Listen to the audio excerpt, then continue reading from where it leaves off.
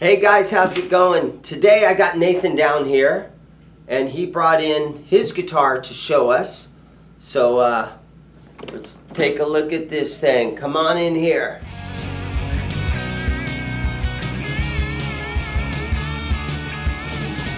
Okay, Nathan, man, it's good to see you again. What'd you bring down here and to show us today? So today we got an old Gibson Archtop. I believe it's an L50. It's got some crazy checking on there.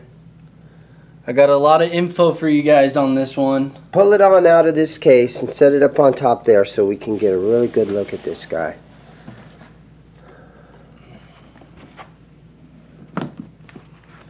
Not the original case. It is not.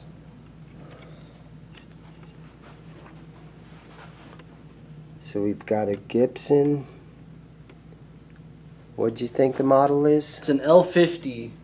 An L50. So these are carved top and back. What year is this old girl?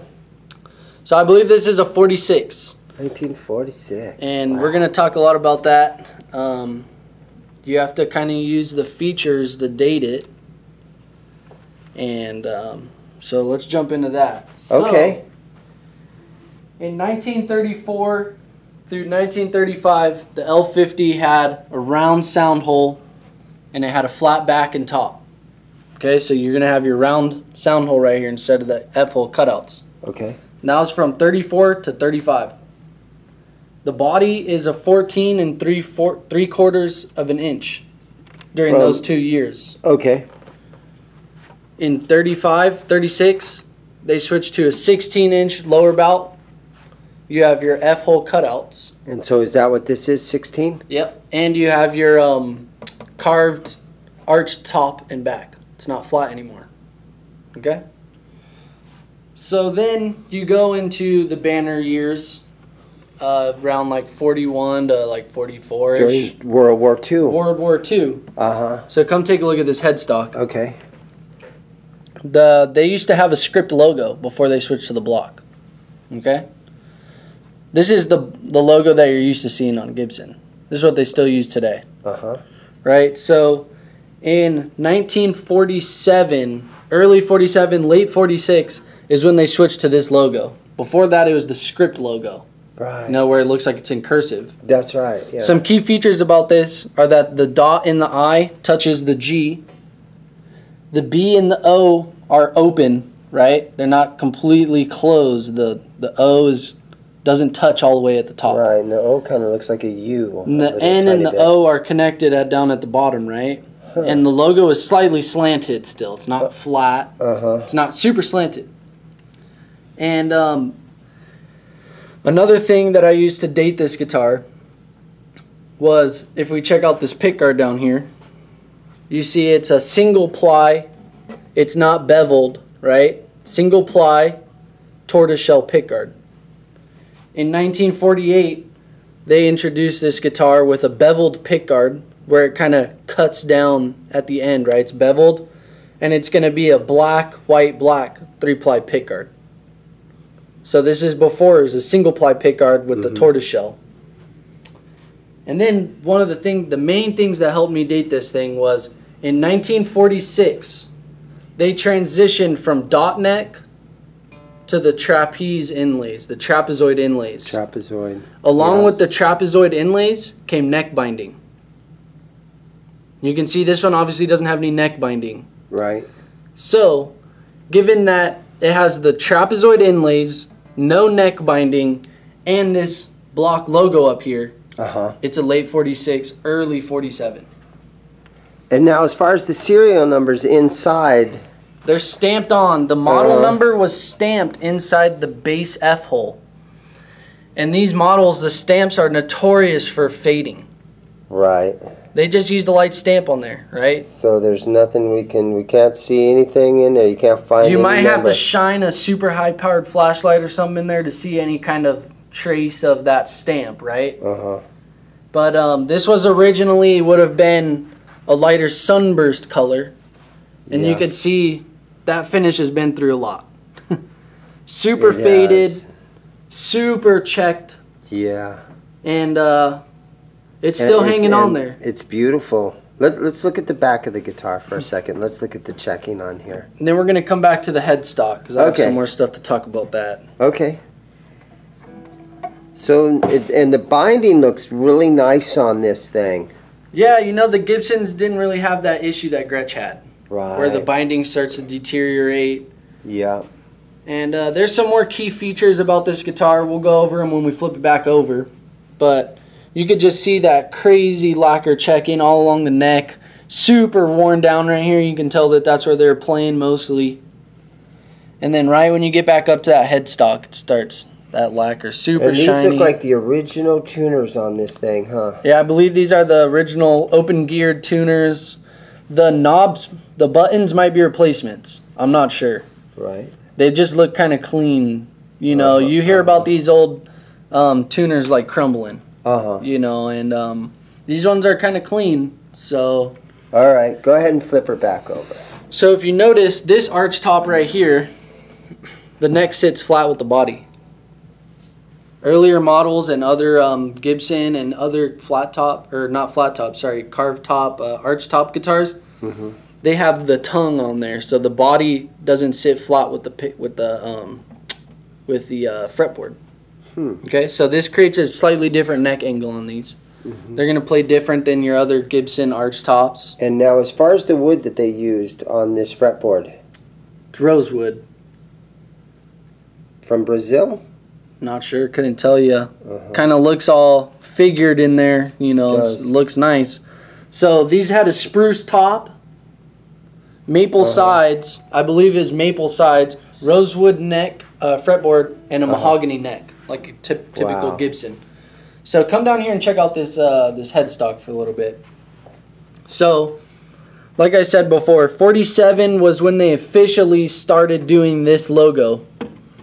And you can tell that this is one of the earlier ones because it sits a little bit lower than your typical Gibson I noticed that logo. when you brought that in this morning. And you could see that the bottom of the G lines right up top of that first the tuner right there. The tuner button. The D-string. Yep. Right there. Sits right about even. And you have a little bit more space on the top. And so now underneath this it has the same traditional nut that all the Gibson stuff has? Yep. Exactly. What do you think the nut is made out of? For how old it is, I'm gonna have to say bone. Right. I haven't really looked into that yet. They didn't have like plastic kind of stuff back then. That I'm thinking probably not. You know, these were when all these instruments were handcrafted, and you know, this was right after they're saying tack. Gibson is only a Gibson's good enough. So I'm assuming they wanted to make them as nice authentic. as can. You are playing authentic with this one. Yeah, it's a cool one. And, you know, I really had to do a lot of research on them. Right. Just to make sure I knew what I was getting myself into. Right. And, you know, these older ones, you can't just date them by looking at a number on them. Right. You got to really know the key features. Got to do the research. You have to know the history of the model, you know, and see. This is definitely floating bridge on there. Pinned. Oh, I believe it's pinned because I can't move it at all. Yeah. But I believe these are pinned, which is cool because it makes string changes a lot easier, gives it a little bit more stability, you know. And this bridge has plenty of room to move up and down, you know. I think since I said earlier, the fretboard lays right on the body. Your neck angle is a little different, so these don't suffer for having neck issues. Have you done the whole blacklight test to this thing? I haven't done the blacklight test, but I looked around real carefully and there's no noticeable cracks. You know, I looked all around the neck pocket, and if you look, it looks really solid. It looks like nothing was ever done to it. And you could see the binding is actually still underneath that neck heel. So how old is this guitar right here? 70-some years old, huh? So if it was a 46, that would mean that it would be 73 years old. And you can tell by looking at it. Pickguard's starting to warp a little bit. I'm just glad it's still on there. And because of World War II, you know, the war effort, all the men were off fighting the war, and women in the factories, They were the ones that built this guitar. Yeah, I'm not sure if this, because this would be a couple years after that ended. Right? Kalamazoo, Michigan? Yeah. So this would be a couple years after the Gibson Gals and the Banner Headstock era. Okay. Because the Banner Headstock era was from 41 to like 44, I think. It's somewhere around those years. Yeah. And they would have the banner on the headstock that say only a Gibson's good enough, and they'd have the script logo. So I went back and forth debating, is this actually an L50 or is it an L48, which are very similar models. But these inlays give it away right here. The L50's got the trapezoid inlays. It was like a step higher than the L48, a little bit nicer. You know, these definitely weren't the top of the line acoustics back then, you know. And it's not a very loud guitar, is it? No, these are definitely a little quieter. You know, these are kind of more looked at as like a jazz box guitar, you know, like a nice little finger picking guitar. And it's definitely not going to be as loud as like a J45 or Southern. What do you think the cost of this guitar was brand new back in '46? I don't know. It's hard to say, dude. I would be the last person to give you an accurate guess on that. Right. Long time before I was born. Do you want to play this for us a little bit? Let's see what this thing sounds like. Everybody's dying to hear what it sounds like. They're like, stop talking. Start playing. Here we go. Let's play it. Okay, so we're going to check out how this 46, 47 L50 sounds. Going to do some cool finger picking on it. And let's check it out.